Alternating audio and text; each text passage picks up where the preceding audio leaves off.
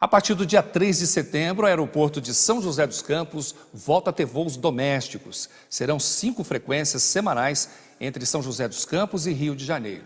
Depois de 2 anos sem voos domésticos, o aeroporto de São José dos Campos voltará a ter as atividades na cidade. A companhia aérea Azul anunciou a retomada dos voos de São José dos Campos para o Rio de Janeiro e vice-versa.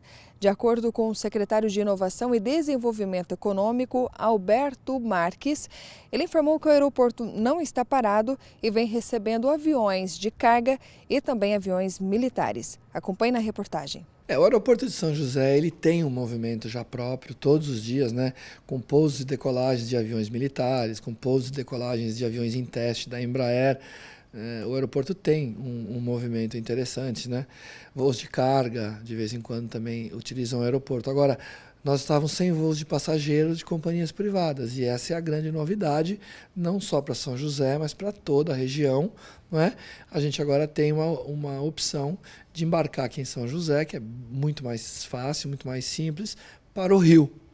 Então, seja a trabalho ou seja a passeio, diariamente existem voos entre São José e Rio, Rio e São José. As atividades aqui vão ter impactos significativos na receita de governos locais, regionais e nacionais. Existe todo um mercado, por exemplo, do setor de óleo e gás, ligado ao petróleo, que movimenta muitos executivos em reunião. E essa conexão é especialmente boa quando se chega no aeroporto Santos Dumont de manhã, para você pegar conexões para Vitória, para Campos dos Goytacazes, que são regiões muito fortes, né, do mercado do petróleo. Então, é uma linha importante também do ponto de vista de business. Recentemente, o aeroporto havia passado por reformas. O secretário está otimista com a retomada dos voos a partir de 3 de setembro. Olha, o aeroporto, né, recebeu todo um investimento de aumento da sua infraestrutura, agora é uma questão da gente ir colocando voos. Com a melhoria do cenário econômico no Brasil, é natural que os voos já venham retornando. Não é? O motivo pelo qual eles saíram daqui foi basicamente esse. Com o Brasil entrando em recessão, as companhias aéreas fizeram opções. Né? Então, agora com a melhoria do cenário econômico nacional, não só a Azul, mas outras companhias também já procuram, né, opções e a gente tem certeza que em breve outros destinos estarão disponíveis para todo o público aqui da região metropolitana do Vale do Paraíba. A gente imagina aqui destinos como Belo Horizonte, como Brasília, como Curitiba, né, Porto Alegre, também naturalmente tenham opções. Embora essa conexão para o Rio de Janeiro já permite você pegar um outro voo para Curitiba, para Porto Alegre, para Goiânia, então já existe um certo número de conexões bastante possíveis a partir desses voos da Azul, que, como você disse, iniciam dia 3 de setembro. A gente acompanha agora a primeira parte da entrevista de hoje.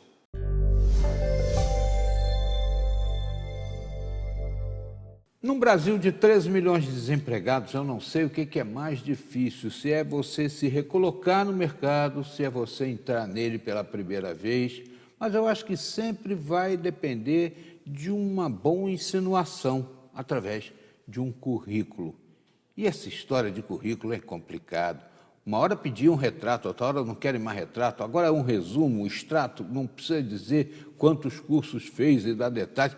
É uma coisa complicada, hein? Cristiane Gonçalves Souza é coach, está aqui conosco hoje para dar dicas importantes. Ele é autor, hein? Tem livros aqui muito interessantes. A Peça-Chave, né? E A Razão para Ser Coach. O que é coach? Eu já ouvi falar em coaching, coach e coach. O que é coach? Obrigada, Cataldi, pela oportunidade de estar aqui com vocês hoje. Nós temos, né, o coach. Quando a gente decidiu, inclusive, escrever esse livro para o coach, é para quem tem interesse em participar de um processo de coaching. Né? O processo em si se chama coaching. Eu sou coach de carreira, coach de liderança, e nós temos o coach, quem participa desse processo de coaching. Então, ele é denominado com o nome de coach. Coach sou eu, ela é coach. É isso? Isso Legal, mesmo. muito bom. Agora, nós estamos falando aqui, 13 milhões de desempregados, é uma cifra importante, né? Fez-se tanta coisa e não se chegou ainda a uma solução para esse número tão expressivo. E aí vem aquela história, como é que a gente se recoloca no mercado de trabalho? Né? Aquele que perdeu o emprego, muitos anos na empresa, e aí, quem sabe, um curso aqui, outro acolá, o Sistema S é perfeito, né? Senai, Sesc, Senat. E tem também aquele que nunca teve emprego, que fica difícil. Experiência, cadê? Pois é. O que você aconselha? Então, na verdade, assim, aquele profissional que acabou de perder a oportunidade de emprego, né? Acabou de estar desempregado. O primeiro ponto, Cataldi, na verdade, ele fazer todo um planejamento do pós, né, essa fase de desemprego dele. Porque muitas vezes o profissional ele recebe todo, né, o dinheiro que precisa receber lá da empresa, por conta do fechamento, do encerramento do ciclo. Vai gastando. Pois é, esse é um ponto muito importante que a gente acaba não, às vezes, tocando, né? E ele esquece de separar uma reserva para cuidar da carreira. Porque a carreira é dele, a empregabilidade é dele. Sem contar aquele que pega o dinheiro e se aventura num negócio próprio, sem ter conhecimento de causa, sem ter uma pesquisa de mercado e acaba, gasta tudo e fica sem nada. Foi muito bem lembrado. Inclusive, quando você vai se tornar um empreendedor, o primeiro ponto que você tem que trabalhar é o plano de negócio. Né? Como é que você vai fazer um empreendimento simplesmente sem conhecer a fundo o negócio que você quer investir. Né? Então, são dois pontos importantes. Se a gente for parar para analisar, é um planejamento de carreira. Ou às vezes também conhecendo a fundo o negócio que vai tocar, mas desconhecendo totalmente a infra para tocar esse negócio. Pois é. E esse é um outro ponto também que é importante se tomar cuidado. É por isso que quando a gente trabalha meta e planejamento e meta, as duas andam juntas, casadas. Né? Tanto que quando a gente tem o profissional, que ele sai da empresa, vamos voltar só trazendo esse ponto do profissional que sai da empresa, um ponto é ele separar realmente uma quantidade de dinheiro ali, de investimento, para que ele faça em capacitações, reavaliar, inclusive, ele vai se manter na mesma profissão, ele vai se manter na mesma função, ele vai buscar mudar, esperar mesmo o processo de fechamento de ciclo para fazer uma avaliação, 1 mês, 2 meses ali, para reavaliar qual é o caminho que ele vai tomar, qual é a direção que ele vai tomar. No processo de coach, a gente trabalha muito isso, né? Esse processo de meta e planejamento, porque também não adianta ele simplesmente já aproveitar a oportunidade, eu estou desesperado, o mercado não está favorável, vou aceitar a oportunidade que me apareceu. Calma, né? Você ainda dá tempo de esperar pelo menos 1 mês ali para você poder planejar os próximos passos. Porque também entrar numa empresa, ficar 1 mês, não gostei, e sair não é legal. Né?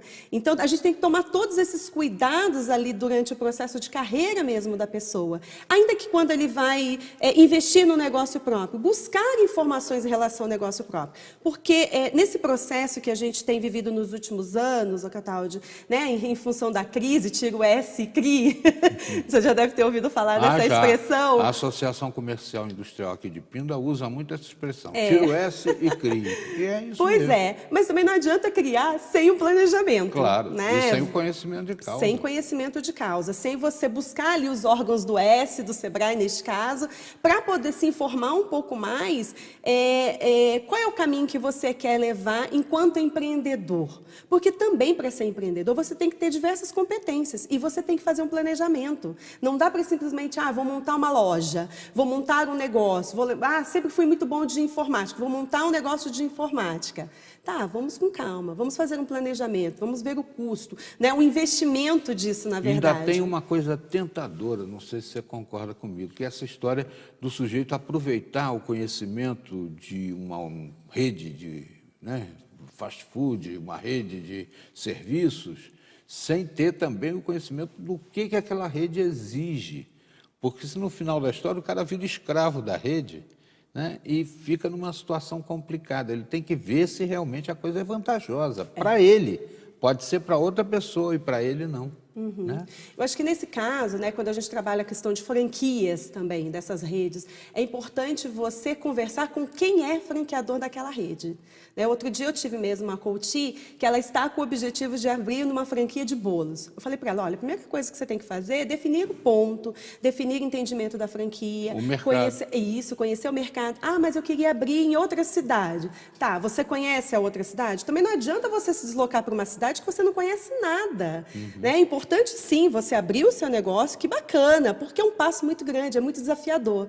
Talvez até tão desafiador quanto você buscar uma outra oportunidade de emprego, porque você, quando empreendedor, hoje eu sou empreendedora com a minha editora de livros e minha consultoria, a gente aprende muita coisa diferente, né, como empreender. É diferente, por exemplo, quando você está como CLT. Por outro lado, são conhecimentos, são capacitações que você precisa buscar. E conhecer o lugar, conhecer a cidade, conhecer o público, principalmente, quem vai comprar o seu bolo? Não adianta simplesmente você, vou abrir uma franquia porque o preço dela, o investimento é baixo. Não, tem que conhecer detalhes ali. Por isso que não é algo que a gente abre em um mês. De repente, dependendo, você dura 6 meses de pesquisa a 1 ano antes de realmente abrir um processo de franquia. Você já reparou quantas lojas abrem e fecham nos shopping centers por pessoas que vão entrar no mercado de cabeça sem estarem atualizados? Eu até gostaria da gente avançar um pouco nesse tema na volta da entrevista. Tá bom, Cristine? Cristine Gonçalves Souza, coach, está hoje aqui falando sobre mercado de trabalho e reaproveitamento. É já, hein? A continuidade. Não saia daí.